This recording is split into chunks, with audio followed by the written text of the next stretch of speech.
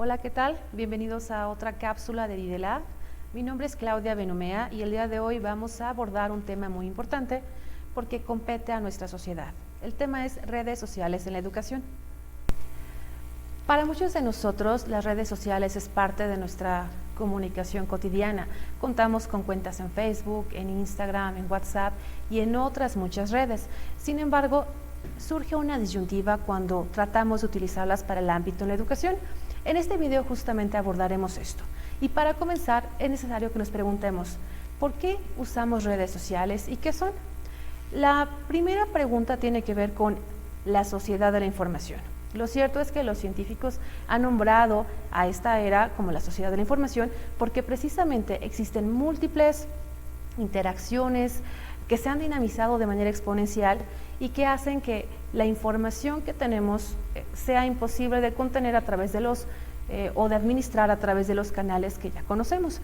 Así que hemos creado dispositivos culturales tales como las redes, lo que conocemos como redes sociales, que nos han permitido gestionar y administrar todos estos intercambios que hay entre las personas de manera presencial, de manera a distancia, entre otras. Entonces, esto es una de las razones por la que nosotros tenemos que conocer este concepto y por el que además debemos profesionalizarnos en ello.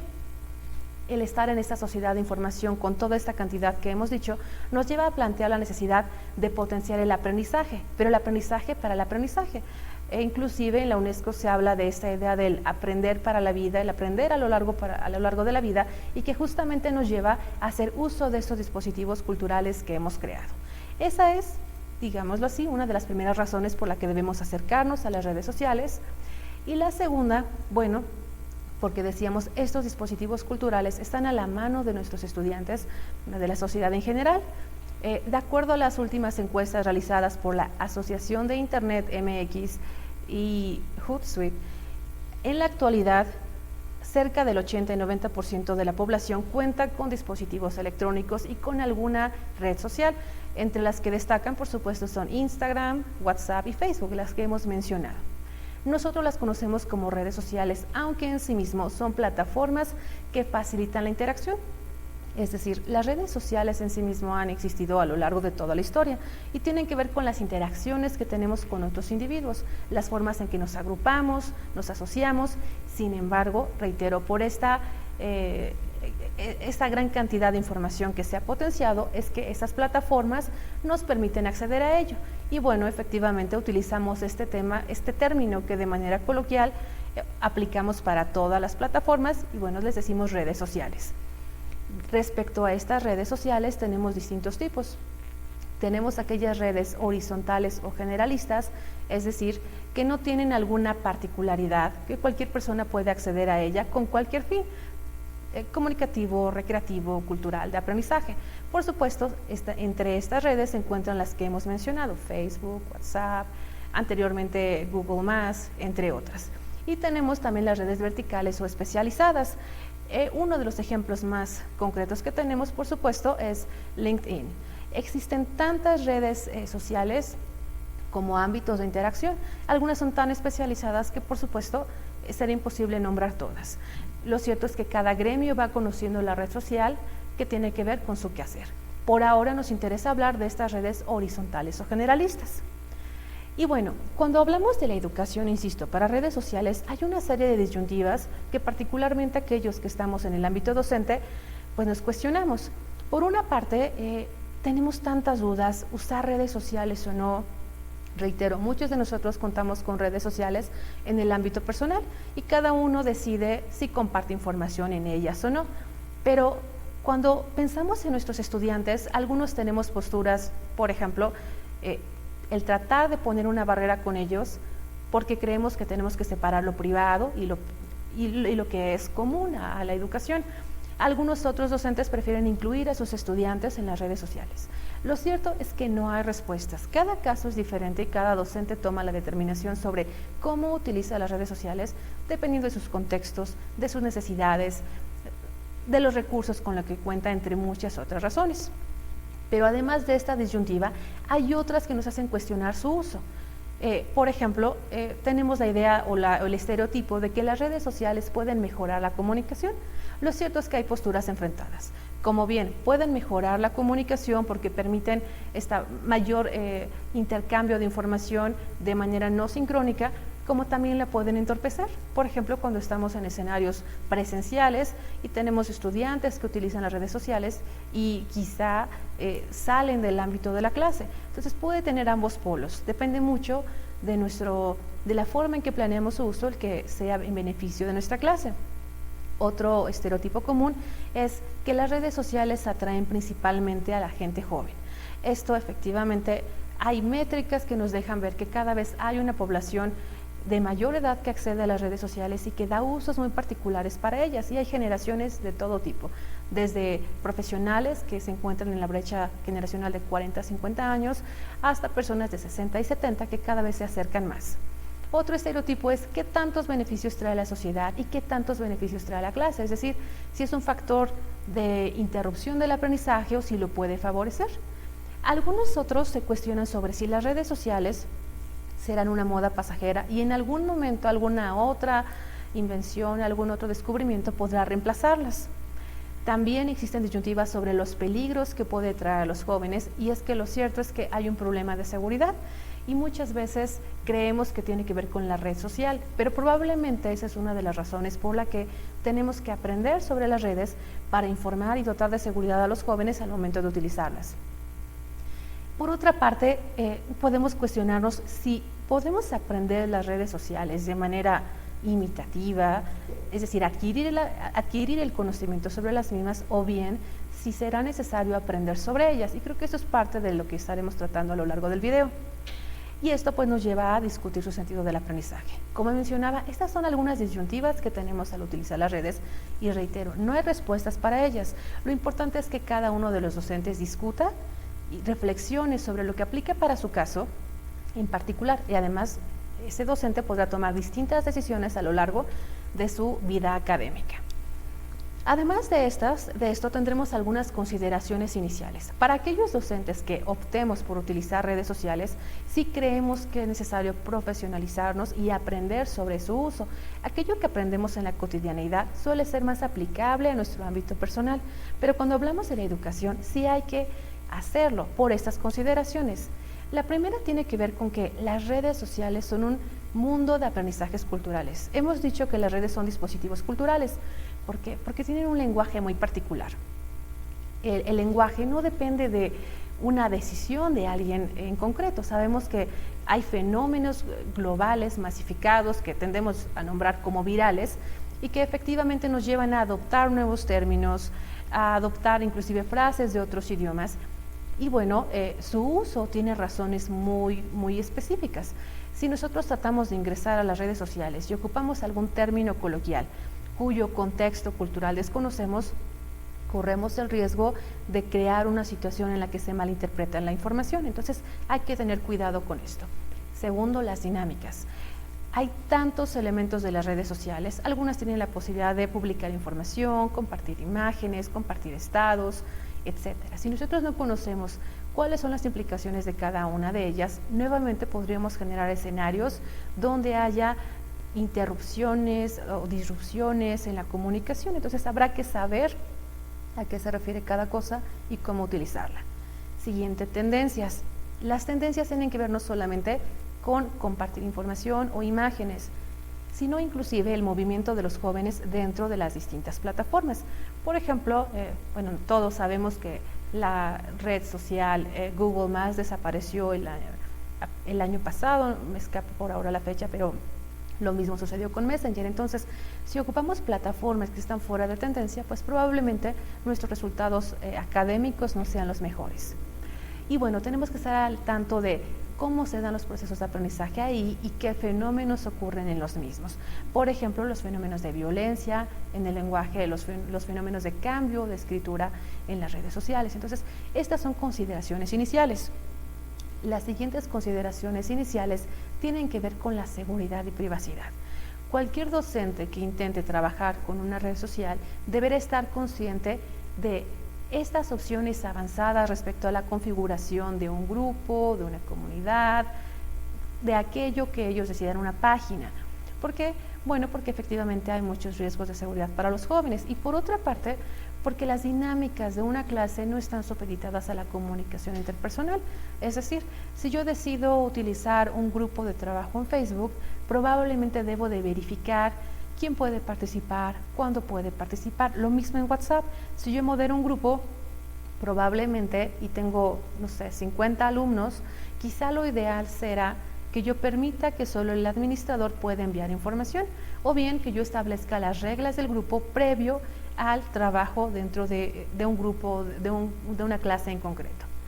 Otras cuestiones que hay que cuidar respecto a la seguridad tienen que ver con, bueno, las directrices de participación y con la autoría. Por ejemplo, si yo soy un docente y comparto una idea que no es mía y quizá soy experto en la universidad en cierto tema, podría pensarse que esa es mi contribución y podría yo tener el riesgo de caer en un asunto asociado al plagio. Entonces hay que cuidar estos elementos previo a utilizar cualquier red social. Ahora bien, para aquellos que nos profesionalicemos en el uso de redes sociales, habrá que comprender que hay ciertas competencias que el docente debe desarrollar. Esta propuesta respecto a las competencias docentes alrededor de las redes sociales fue realizada en Colombia hace algunos años, pero resulta pertinente para los fines de este DIDELAB. La primera competencia que debemos desarrollar es la tecnológica, es decir, algunos de nosotros creemos que solo es necesario conocer los menús, los botones, la configuración específica de alguna herramienta, pero esto es solo una parte. En la parte tecnológica hay que conocer de inicio cómo podemos evaluar qué herramienta es la más idónea para nuestra clase o para nuestra intención educativa en cierto momento. La competencia tecnológica podría parecer la más difícil de desarrollar, pero lo cierto es que no es la más importante por sí sola. Las competencias que propone este Ministerio de Educación que acabo de referir son una propuesta integrada en la que justamente tenemos que trabajar en varios elementos a la vez. Conocer las herramientas y sus usos es solo una parte de las redes sociales. La siguiente competencia que tenemos que desarrollar a la par de la tecnológica es la competencia comunicativa y tiene que ver con lo que mencionaba respecto a los dispositivos culturales. Es decir, no podemos utilizar el lenguaje de manera arbitraria y bueno, por supuesto, también tenemos que hacer uso de los lenguajes que utilizan los estudiantes a través de estas redes y que son propios a las mismas, que tiene que ver con los elementos iconográficos, con los elementos gráficos como tal, los elementos auditivos.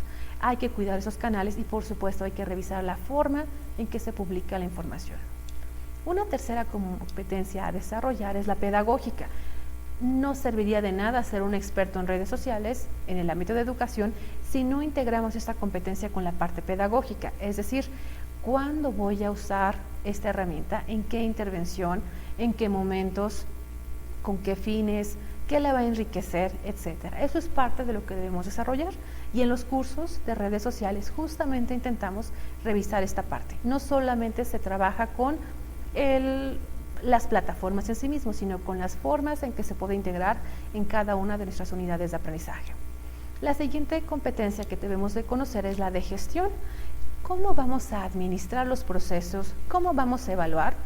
Para nuestros estudiantes resulta a veces tedioso que nosotros ocupemos grupos de Facebook o de WhatsApp donde solicitemos actividades que no se van a evaluar y quizá esta parte incluso no sería la más importante, es decir, detrás de cada acción pedagógica debe haber un fin justificado que contribuya al proceso de aprendizaje. Si yo solicito que los estudiantes suban una infografía a un grupo de Facebook, tendrá que haber una razón y tendrá que haber un proceso de valoración de ese trabajo del estudiante. Por eso hay que valorar muy bien qué es lo que se solicita y cómo se solicita. Y finalmente, competencias investigativas.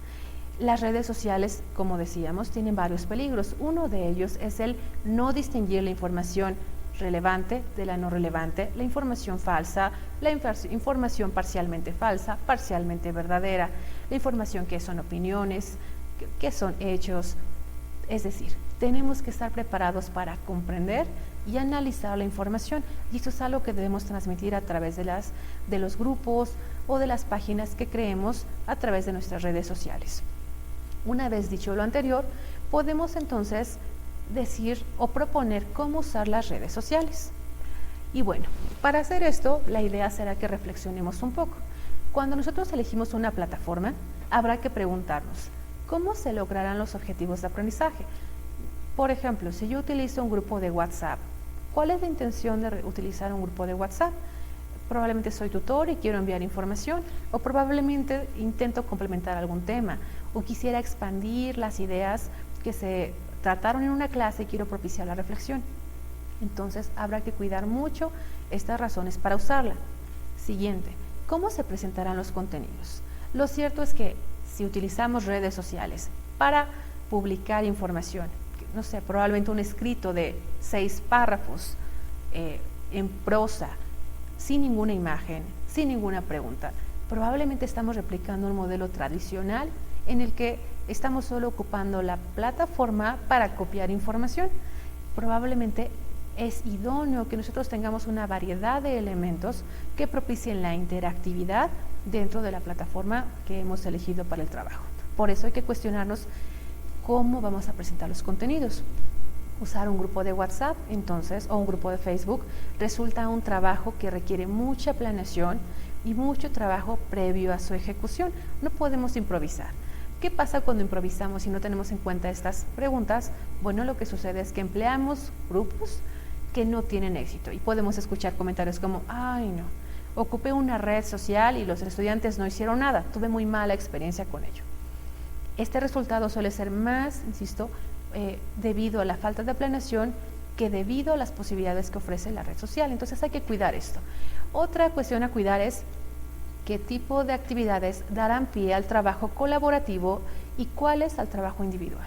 Las redes sociales justamente buscan dinamizar o dar variedad a las dinámicas, que sean colaborativas, pero que también puedan haber individuales, entre muchas otras posibilidades. Así que habrá que cuidar que no todo sea individual, es decir, comunicación uno a uno, o tal vez no todo grupal.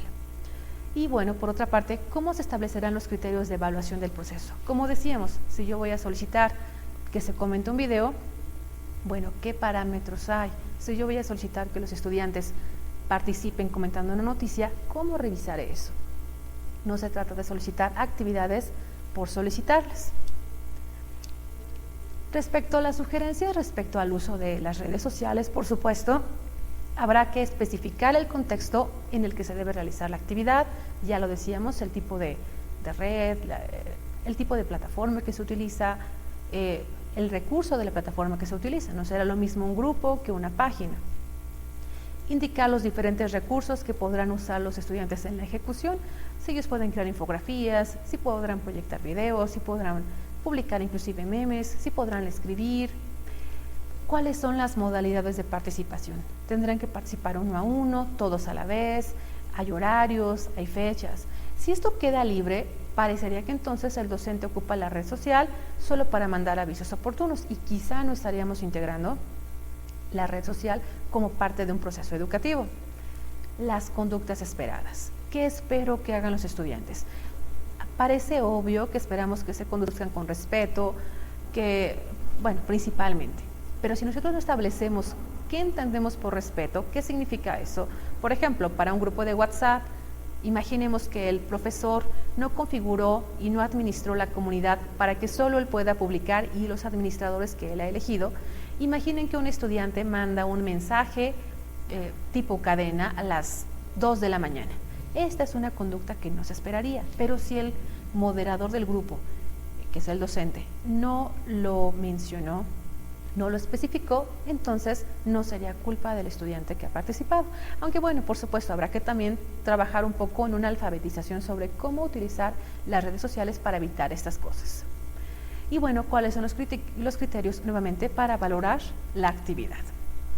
Una vez que hemos dicho esto, diremos que en las redes sociales, al igual que en otras plataformas educativas tales como Schoology, como Udemy, Seduca, inclusive Moodle, también requieren el uso de diferentes tipos de actividades y que tendremos que tener cuidado de mantener una secuencia. Es decir, cuando tenemos un grupo o una red social, no vamos a publicar de manera aleatoria.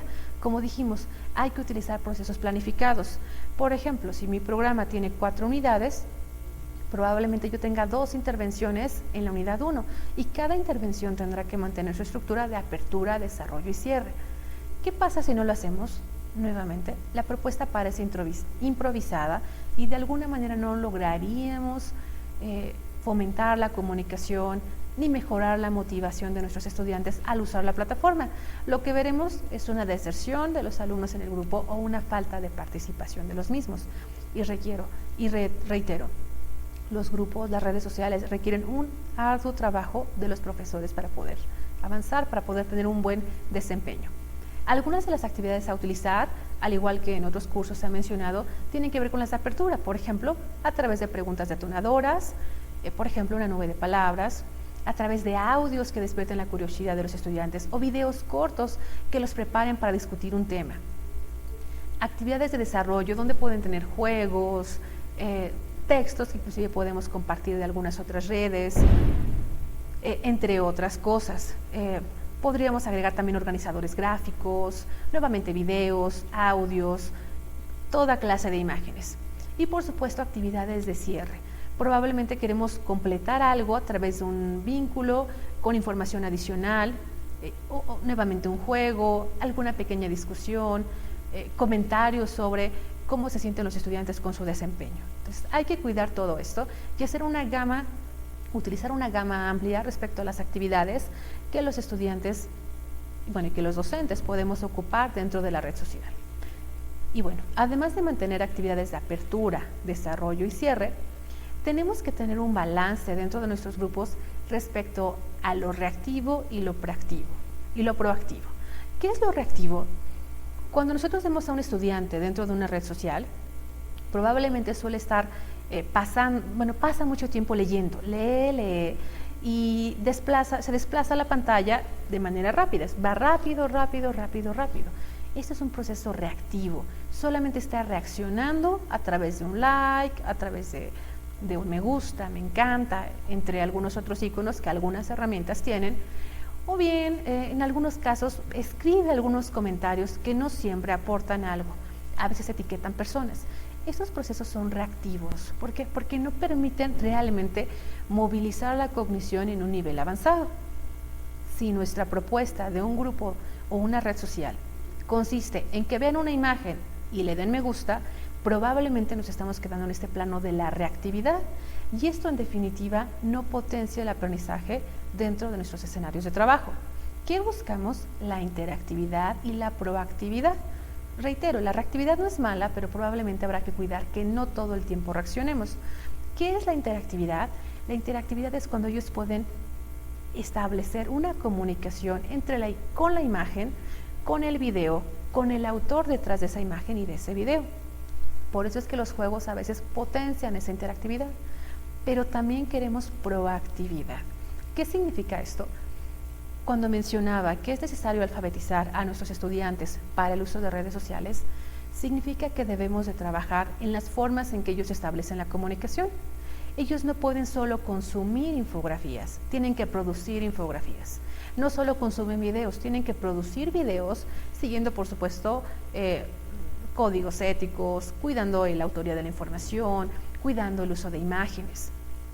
Tendrán que comentar en páginas que no son solo personales y etiquetando a personas, sino estableciendo juicios de valor y juicios académicos que permitan contribuir a la sociedad a través de lo que los estudiantes saben. Entonces, si yo tengo un grupo, probablemente puedo retomar una noticia que se relacione con mi unidad de aprendizaje y pedirles que además comenten de manera sustentada y respetuosa respecto a eso. Entonces, su actividad deja de ser reactiva, se vuelve proactiva y tenemos entonces un proceso de aprendizaje mucho más significativo para nuestros estudiantes. Nuestras redes sociales entonces tienen mucho mayor efectividad. Esto probablemente se asocia mucho a Twitter. La gente que participa en Twitter suele establecer comentarios que van más allá de un sí, gracias, me gusta, me encanta, genial, monosílabos o frases de 2 o 3 palabras. Hay una verdadera interacción en muchos casos en Twitter, incluso por supuesto en comunidades que no siempre son dirigidas por un docente. Cuando tenemos un docente a cargo, queremos lograr un efecto similar. Queremos que los estudiantes propongan, creen y que participen de esta sociedad de la información creando conocimiento, porque somos la sociedad de la información y del conocimiento. No queremos que solo consuman y es parte de lo que debemos cuidar en nuestros grupos y nuestras redes sociales. Y bueno, esto es a grandes rasgos. ¿Cuáles son las ventajas de utilizar las redes sociales? Estas son, bueno, hay tantas ventajas, depende de cada red social lo que podríamos decir, pero muy a grandes rasgos vamos a decir lo siguiente. Por una parte, a través de los grupos, cualquiera que éste sea, podemos fomentar la interacción. Y la interacción nos permite justamente movilizar ideas, movilizar pensamientos. Podemos mejorar la motivación y esto se puede dar a través de esa interacción en los grupos o a través de los contenidos, cuando, como hemos dicho, tienen que ver con una variedad, una gama que no se reduce a la imagen fija o al video o al texto. Entonces, los contenidos son una gran parte de lo que debemos cuidar en la red social y, por supuesto, a través del ambiente. ¿Cómo el ambiente? El ambiente, cuando un docente ha planificado y tiene intervenciones que además permiten una valoración, más que la evaluación numérica, cuando permiten esto, creamos un ambiente que permite el trabajo, que permite el respeto y la armonía entre los participantes de un grupo. Estos elementos, además, pueden fortalecerse con la transversalidad, es decir, sin importar cuál sea la unidad de aprendizaje de la que estemos hablando, hay elementos que pueden contribuir a la educación. Por ejemplo, la identidad, cómo la fortalecemos a través de nuestras actividades, a través de nuestras interacciones, el diálogo, la empatía, la adaptabilidad, entre algunas otras cosas. Y todo eso lo podemos hacer a través de las herramientas que ya conocemos, de chats, de videos, de podcasts, entre otras. Como se puede ver, hay múltiples formas de trabajar con las redes, desde crear grupos, crear lecciones, estar en contacto con estudiantes, enviar tareas, responder dudas, crear sentimiento de grupo, entre otras, son las formas en que podemos trabajar con las redes sociales y resulta relevante que llevemos estos ejercicios o estas prácticas a la educación. Bueno, espero que hayan disfrutado esta cápsula y que sea de su interés. Será un gusto tenerlos nuevamente en los cursos en GIDEPA y bueno, quedo a sus órdenes para cualquier duda o comentario a través de mi correo electrónico clauluz84@hotmail.com y bueno, un gusto trabajar con ustedes.